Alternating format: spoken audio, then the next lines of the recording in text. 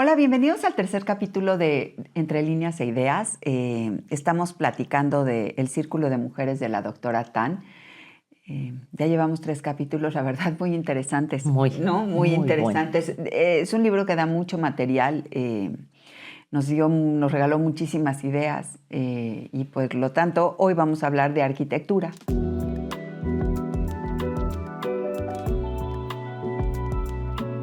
¿No? Porque es un elemento...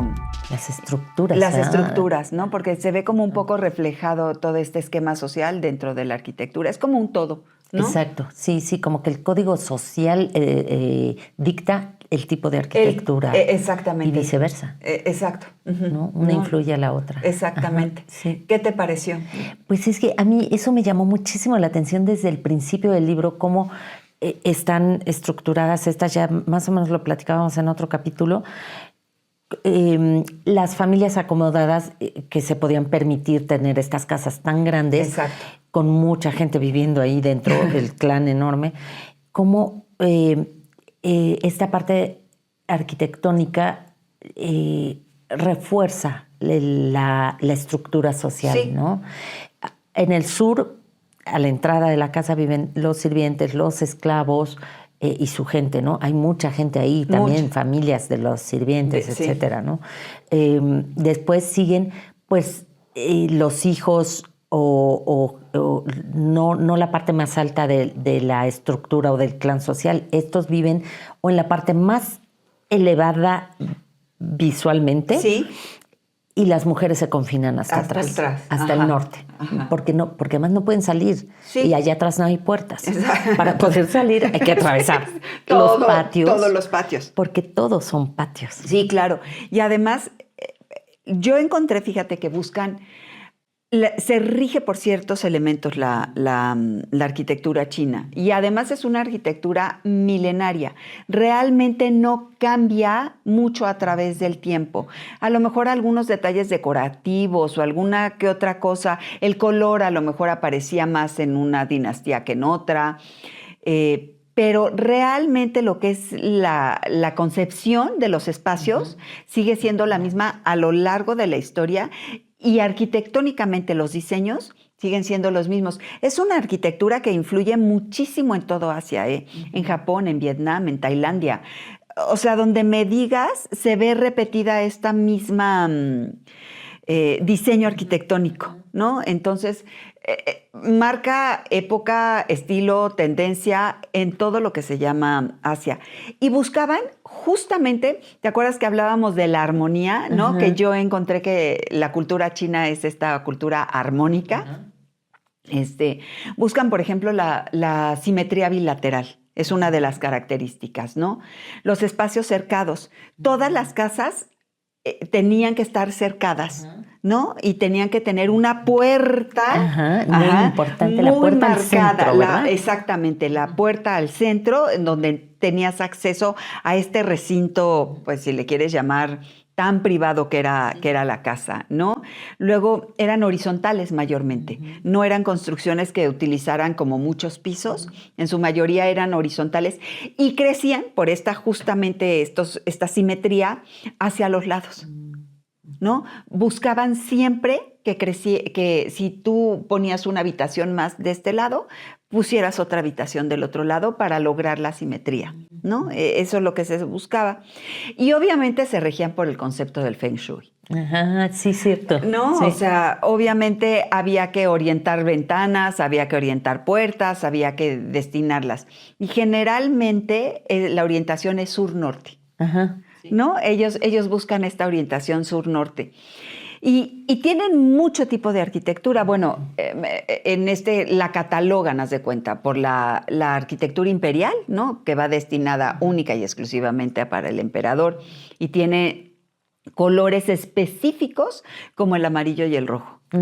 ¿No? El rojo se pintaban... El rojo es un color muy importante en la cultura china. Sí, claro. O sea, habla acerca de la felicidad, ¿no? O sea, el rojo es este color que representa la felicidad. Y se pintaban las paredes de los edificios imperiales de rojo, ¿no? Y los techos amarillos. El amarillo era exclusivamente representaba la sabiduría. Por eso las batas de los monjes y del Tíbet y todas estas son amarillas. Ay, es por eso, porque representa la sabiduría. Qué bonito. Entonces, además, fíjate, el Estado marcaba, o sea, me imagino que era como el inspector de obras, ¿no? Ellos tenían que regular cómo ibas a construir tu casa y de qué color la ibas a pintar. No podías. Te asignaban un color, dependiendo del estrato en el que tú te encuentras, ese es el color que puedes utilizar o no puedes. Los colores imperiales, nunca. Ajá, sí, claro. Nunca, claro. ¿No? Esos nunca los puedes utilizar. Por eso se le llama la ciudad prohibida, porque hay muchas cosas prohibidas alrededor de, entre otras cosas, claro, el color, la altura. Nadie puede tener una casa más alta. No, imposible. Nadie puede entrar. Nadie puede entrar. A la ciudad nadie prohibida. puede salir. Nadie puede salir, exacto. Eso, bueno, cuando lleguemos a la ciudad prohibida. Pero sí, esta parte me llama mucho la atención, cómo la arquitectura influye tantísimo en esta estratificación. Sí, o sea, habla muchísimo. Tu casa decía quién vivía. Ajá. ¿No? Sí, o sea, y a lo mejor no era tanto seguramente lo que tenías, ¿no? La dinastía Ming fue famosísima por esta porcelana que hicieron blanca y azul, sí, ¿no? medio transparente. Exactamente, o sea, famosísima y seguramente quien podía pagarlos, pues de haber tenido muchos y quien no, pues no. Pero aquí el punto es que la arquitectura marcaba, decía, era lo que decía, no tanto como el contenido. Exacto, ¿no? sí. Tienen un papel simbólico en esto, en las familias. Exacto. Y dicen mucho, hablan mucho. Hablan mucho. Ahora, también me llama mucho la atención, hace un rato que platicaste, en el otro capítulo que platicabas, cuando jugaban las niñas en los patios y corrían. Sí. Se ve que eran unos patios divinos, de este diseño. Claro.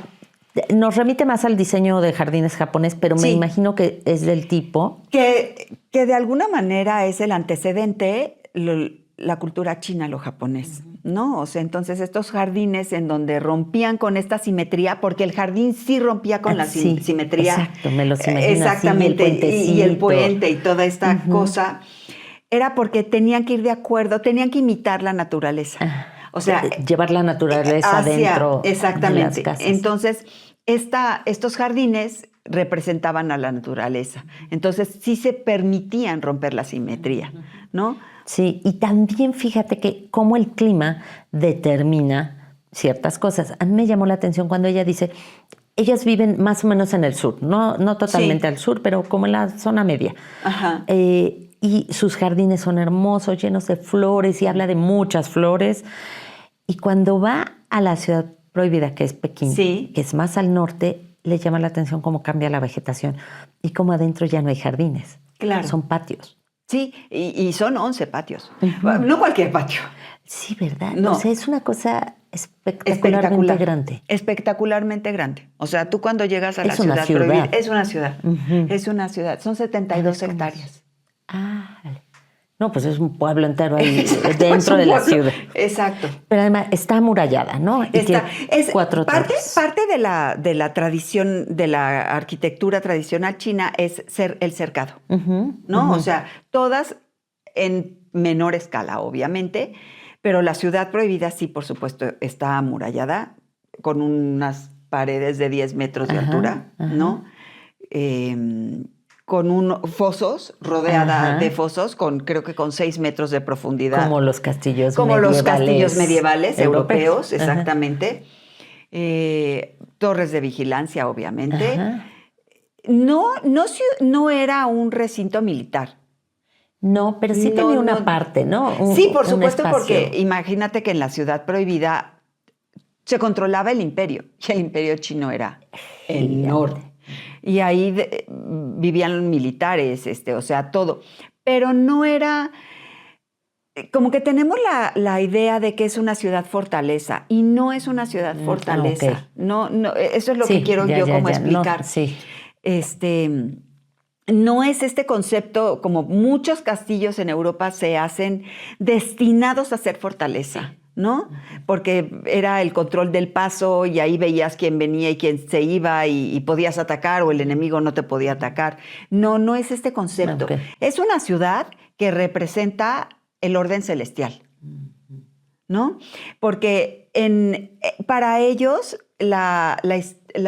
hay una estrella en el cielo, la estrella austral, si no me parece mal, ahorita lo checo, pero representaba todo en el cielo. El emperador representa todo en la tierra. En la tierra. Entonces tenían que hacerle esta como réplica en la tierra. En la tierra, exactamente. Entonces por esto se hacen pues X número de su concepción, ¿no? Como ellos veían. Entonces pues tienen un patio, 2 patios, 3 patios y cada uno limitado por un edificio, ¿no? O sea, como que tú llegas a la ciudad prohibida y entras en un patio enorme y hay un edificio. Y luego pasas a otro patio enorme y hay otro edificio, hasta que llegas al edificio principal, que además se caracterizaba. Es una arquitectura que está muy vinculada con la cosmología y con la mitología, ¿no? Tenían, por ejemplo, los dragones, los leones y el ave fénix. Uh-huh. El dragón es el animal que representa el poder y representa toda esta... lo que representaba el emperador. Lo importante, muy importante, uh-huh. Muy importante. Pero entonces se ponían si tú ves, ya ves que es así, estas terminaciones, ajá, y tienen unas figuritas. Uh-huh. El número de figuritas representaba la jerarquía del edificio. El 3 y el 5, por ejemplo, eran edificios en donde vivía pues nadie importante, ¿no? Dentro de la ciudad prohibida, ¿no? El único, los que tenían 7 figuritas representaban a lo mejor los edificios administrativos donde se llevaba a cabo la burocracia, las cosas militares, toda esta historia. Y el único que podía llegar al 9, que es el número más grande de un solo dígito, uh-huh. Ajá, era el edificio donde habitaba el emperador. Y en ese edificio también era el más alto. Sí, no? Sí, por supuesto sí era el más alto, pero por las escaleras. Sí. Bueno, yo leí que hay ahí dentro de la ciudad prohibida 3 edificios altos de 38 metros de altura. Sí, claro, porque... Es muchísimo. Imagínate que tu construcción es a base de madera. O sea, de hecho, la ciudad prohibida está catalogada o está dentro de los edificios Patrimonio de la Humanidad, uh-huh. Ajá, como el edificio hecho de madera más antiguo del mundo. Imagínate y muchos de los edificios antiguos de China se perdieron por incendios. Ajá, pues sí. Porque era madera y pues obviamente se quemaban y así. Se perdía. Pero la ciudad siempre tuvo varios incendios, o sea, no es que haya estado exenta de los incendios, porque sí tuvo varios incendios y se reconstruyó. De hecho, si tú ves, hay unas cosas enormes, así, unas ollas enormes de bronce, y ahí tenían agua constantemente. Para apagar los incendios. Claro, había que apagar los incendios, ¿no? Entonces, por todos lados hay, porque había que apagar incendios, ¿no? Pero estas alturas te lo daban estos árboles. Esta madera lo traían es una madera especial que viene del sureste de las selvas de China. Uh-huh. Y lo llevaban y con eso construían. Por eso le das estas alturas. Sí, estas alturas. 38 metros son 12 pisos. O sea, es una majadería, ¿estás de acuerdo? Sí, wow. Entonces, por eso le das este tipo de alturas. Y además estaba dividida la arquitectura, o sea, uh-huh. Tenías la imperial, ¿no? Que era pues, los palacios. La ciudad prohibida se construye más o menos como por ahí del 1600, creo. No, yo tengo aquí que se construye entre el 1406 y 1420 durante la dinastía Ming. Claro, sí es verdad, sí es verdad. Uh-huh. Sí, y además dura nada la construcción, ¿eh? 14 años, ya vamos con la matemática. Sí, es así. 1406, sí, vamos a volver a empezar con la matemática. 1420, 14 Exacto. Años, nada. Sí. O sea, para la cantidad de esclavos, ¿no? Bueno, imagínate la cantidad de mano de obra que tenías, la disposición que tenías de material. ¿Qué quieres? Madera, una de ellas, el material de construcción. Ladrillo, se utilizaba ladrillo. Se utilizaba mucho como azulejo, porcelanado, haz de cuenta. Pintado de colores, ¿no? Mucha cerámica también que se pintaba pues de los colores que se te permitían si eras un mortal, ¿no? Y si vivías en la ciudad prohibida, bueno, pues tenían colores asignados para eso, ¿no? Pero bueno, se habita hasta el año de 1912 con el último emperador. Durante más de 500 años. Más de 500 años, sí. Exactamente. Y ahí adentro hay más de 980 edificios con esta simetría que dices. Sí, claro. Todo además, simétrico todo para simétrico, todos lados. Sí, para todos lados. O sea, no había que romper el orden. O sea, había que mantenerlo totalmente simétrico y respetarlo. Sí, claro. ¿No? Porque alteras. Sí, alteras, exacto. Oye, otra cosa que me llamó muchísimo la atención y es cuando ella habla, cómo un mueble puede ser también una habitación. La recámara de su mamá, la cama de su mamá. La cama de su mamá. Son 3 habitaciones, la cama. Sí, ¿no? pero según entendí. que fíjate que sí me vi, es como una cama con dosel. Sí, pero esa es la última parte, porque antes hay una antecámara donde dormía su Jade, ¿o cómo se llamaba? Jade, como esclava, como su ayudante, asistente. Ajá. Pero yo entendí que es como un mueble de 3 habitaciones, o sea, un mueble de madera, porque cuando ella muere su mamá y se va a casa de sus abuelos, ella hereda la cama, la desarman. Ajá. Y se la llevan a casa de sus abuelos y ella guarda, porque además tiene unos paneles. Escondía. Y ahí esconde su libro. Donde escribe. Exactamente. Pero yo entendí que eran como 3 cámaras y al final era la cama. Pues sí, ahora que lo dices, sí, pero yo no. Pero la cama estaba en el último, en la última habitación, ¿no? De ese mueble. Es un mueble completo. Es que yo sí busqué el mueble. Ajá. Y es una cama con 12, o sea, grande. Es un espacio grande en donde te puedes meter y puedes estar ahí mucho tiempo, ¿no? Y no nada más para dormir. Pero es una cama con dosel. Pero, entiéndeme, tallada, labrada, o sea, unas cosas bárbaras, incrustaciones. Sí. Fíjate que ella dice, la autora Lisa, sí, que ella heredó de su bisabuela o de alguien una cama parecida. Y ella dice, hay unas fotos en mi sitio web donde se alcanza a ver parte de esa cama o recámara. Ajá. Porque son, pues eso, como un... Recámara. Ella le llama recámara. En el libro le llaman recámara. Sí, ¿verdad? Sí. En el libro... Eso me fascinó porque la toca muchas veces, habla muchas veces de ella. Y de hecho va con ella toda su vida.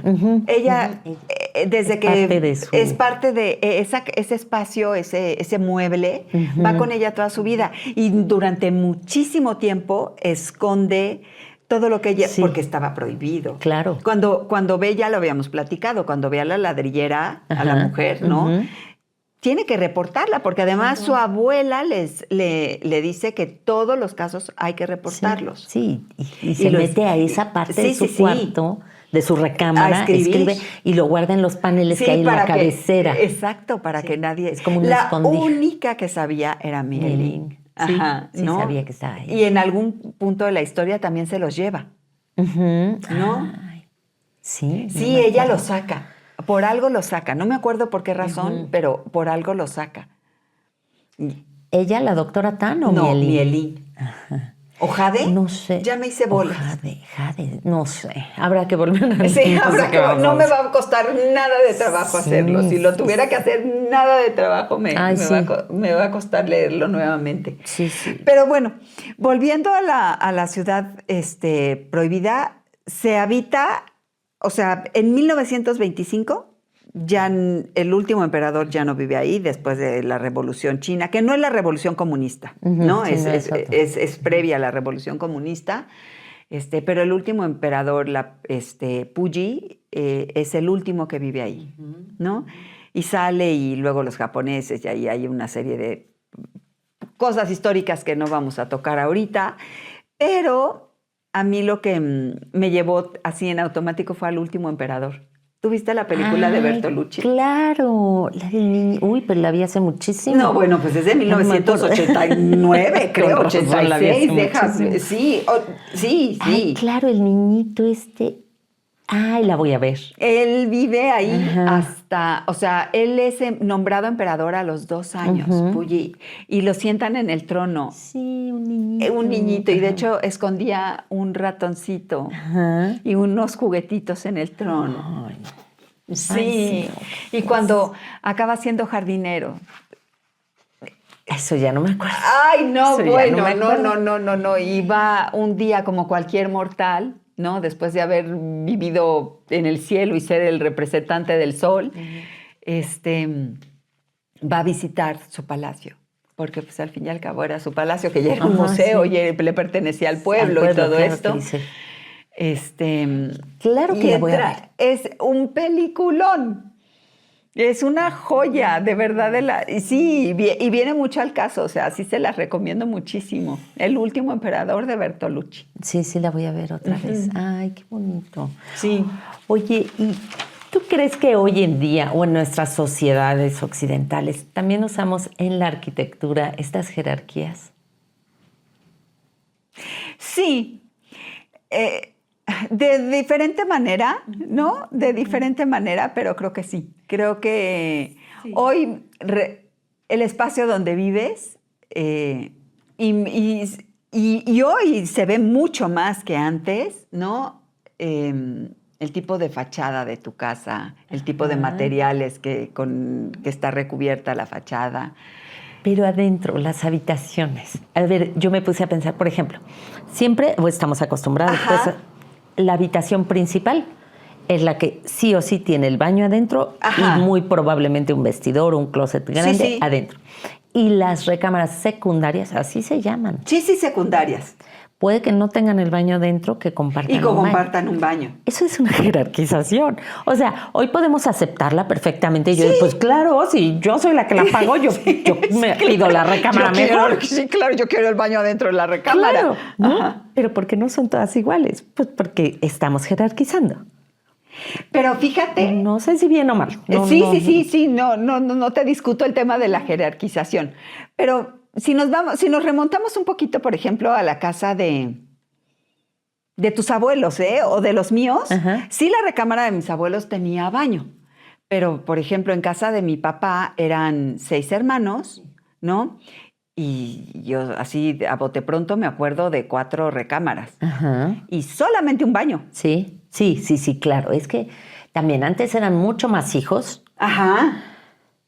Y me imagino que era muy caro poner cada baño. Yo decía, y eran recámaras grandes, o sea. Sí, los espacios sí eran más grandes que ahora. Y te daba como para dar un espacio, como para meter un baño, ¿no? Sí. Pero el baño en sí era el cuarto de baño, o sea, no era el baño, era el cuarto de baño, porque era un cuarto enorme. Yo me acuerdo que había una tina, había la regadera, o sea, no estaban no era un baño confinado en donde así, no era un baño grande, era un baño muy grande. Sí, pero desde luego, pues siempre la recámara de los papás. Sí, es la principal. Y así está. Y así le llamamos. Y es la recámara principal. Y hasta el día de hoy se nombra como la recámara principal. Pero efectivamente, bien lo acabas de decir. Si yo la pagué. Sí, pues yo la pido. Yo la pido, ¿no? Es la que me toca. ¿no? Sí, pero sí creo definitivamente que la arquitectura a la fecha sigue siendo con estos rangos, o sea. Pero ¿sabes yo qué pienso más? Más que jerárquicamente hablando, porque hoy construyes a lo mejor unidades habitacionales que se han vuelto icónicas, ¿no? Hay o museos que son hoy verdaderamente joyas de la arquitectura, o esculturas, ¿no? Hoy es más hacia lo que representan socialmente hablando, o sea, la idea de la sociedad, ¿sabes? O sea, sí creo que la arquitectura es un escaparate o un espejo o un reflejo de la sociedad. Totalmente. ¿no? Sí, yo también creo. No importa lo que quieras representar, pero a través de la arquitectura sí te puedes dar cuenta de qué va, de qué trata esa sociedad. Exacto. ¿No? Sí, independientemente de cómo esté estructurada la sociedad, la arquitectura va a ser un reflejo. Exacto, te va a decir. Como dices, hoy en día en China, pues estos grandes multifamiliares, ¿no? Habla de esa sociedad tan grande, tan... Y cuando fueron las Olimpiadas en China, el nido del pájaro, que era, me parece, la alberca y la estructura y todo lo que se construyó para las Olimpiadas. O sea, hablan del poderío económico que en ese punto tiene, ¿no? Y del avance tecnológico, porque esta arquitecta Zaha Hadid, ¿ya sabes? Zaha Hadid, creo. No, o sea, rompe con todo, o sea, con la posibilidad de toda lógica dentro de la arquitectura. Ajá, pero siempre dentro del simbolismo. Exactamente. Que quiero representar, ajá, ¿no? Sí. Que quiero representar. Entonces, sí me parece a mí, sí, o sea, sí la arquitectura me parece wow. O sea, ¿quieres saber algo de una sociedad? Ve sus edificios. Sí. ¿No? Sí, desde luego, desde luego. Y volvemos a lo mismo. El libro nos regala eso también. Sí, muy bien. Perfecto. Descrito, muy lindo. Te hace adentrarte en ese ambiente. Entras a la habitación, está hasta allá, hace frío.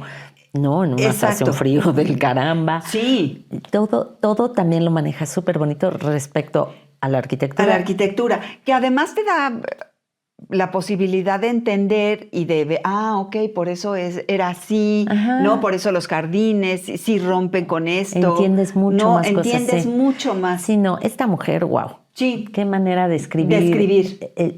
Tan bellamente tantas cosas. Sí. Tiene un gran conocimiento. Sí me parece increíble que no hable chino y no es, ¡ay, qué bárbara! Como no habla chino. No. Porque con lo que sabe... Se documenta brutalmente. Brutalmente para cada, ¿no? Y bueno, la ciudad prohibida yo creo que sí está perfectamente bien ubicada como patrimonio de la humanidad. O sea, sí lo vale, sí lo merece, sí. Sí, ya nada más por el tamaño, lo que representó. Lo que representó, sí, claro. O sea. Esto que sea de madera. Por supuesto. O sea, imagínate que salones y además el nombre, ¿no? Por ejemplo, el Salón de la Paz Interior. Ajá. ¿No? O sea, la puerta de la paz celestial. Volvemos a lo mismo, la armonía. La búsqueda de la armonía. Ajá, exacto. Que es mucho de la herencia de Confucio. Sí, claro. Había que lograr esta armonía para lograr el equilibrio, para mantener el chi totalmente en alineación. Sí, y que el yin y el yang tengan sentido. Sí, todo está conectado. Todo está conectado. Es como... Pero, ¿sabes? Me parece como muy lógico. Me parece como muy completa, como que no tienes los elementos aislados. Nosotros tenemos todo como dividido, no en un todo. Tenemos una visión muy dual, ¿no? De dualidad. Exactamente. Esa es nuestra visión. Esa es nuestra visión. Y la de ellos es holística. Es totalmente integral en todos los sentidos. Sí, no solo en la medicina. Exacto. Arquitectura. La arquitectura tiene que ver contigo, la medicina tiene que ver contigo, tiene que ver con la naturaleza. Tú tienes que estar en armonía con todo tu entorno. Y obviamente la arquitectura tiene que estar en armonía con su entorno. Con la naturaleza. Con la naturaleza. Aquí no importa, o sea, en Occidente no importa si rompemos con la naturaleza. Sí, con tal de poner el edificio o con tal de haber puesto los edificios o haber talado lo que se haya tenido que talar, ¿no? O romper la estructura o el orden natural. Sí. Ellos no. Ellos buscan ese equilibrio, buscan permanecer con ese equilibrio. Entonces, sí, de admirar, ¿eh? De admirar. Una sociedad, una cultura impresionante. La China. Impresionante. Sí. Yo pienso que tienen la herencia del budismo, ¿no? Entonces, me parece muy enriquecedor. Tienen la herencia de Confucio y de Lao Tse. Creo que ya lo habíamos platicado, ¿no? Sí, también. Entonces, cada uno de estas filosofías, porque no son religiosas, son filosofías, aportan un elemento y se complementan. Yo vi que viven de acuerdo a Confucio, piensan de acuerdo a Buda y sienten de acuerdo a Lao Tse. Ay, qué bonito. Entonces, sí, no, tomas lo mejor de 3 filosofías y las integras a ti. Entonces me parece increíble. Y sí, yo agradezco tener la oportunidad de haber leído El Círculo de Mujeres de la doctora. A mí también, me dejó, pero muchísimo, muchísimo. Y creo que la medicina, el bagaje de esta mujer ha venido a hacer mella incluso a la fecha. Sí. O sea, hoy en día la acupuntura es un sistema que se usa y muchísima gente la usa para sanar. Por supuesto, por supuesto. Entonces, pues son muchísimas cosas. Pero bueno, creo que por hoy ya estamos excedidas en tiempo. Pero bueno, padrísimo, y todavía nos queda un capítulo más. Exactamente. De la mujer hoy en China, ¿no? ¿Qué le queda? ¿Cómo se desarrolló? ¿Cómo se está desarrollando? ¿No? Sí, también interesantísimo. Muy interesante. Después de saber cómo vivieron ellas. ¿Cómo vivieron? Ajá. Vamos a ver cómo viven hoy. ¿Cómo viven hoy? Exactamente. Pues los esperamos el próximo lunes. Acuérdense de suscribirse en YouTube y en Spotify, y síganos en Instagram y en TikTok. Exactamente. Y nos vemos el siguiente lunes. Gracias, Rocky. Gracias. Bye. Chao. Este programa está patrocinado por Encuadra Marcos, sucursales San Jerónimo, La Condesa y Plaza Lilas. Y por el Colegio Bristol en Juríca, Querétaro.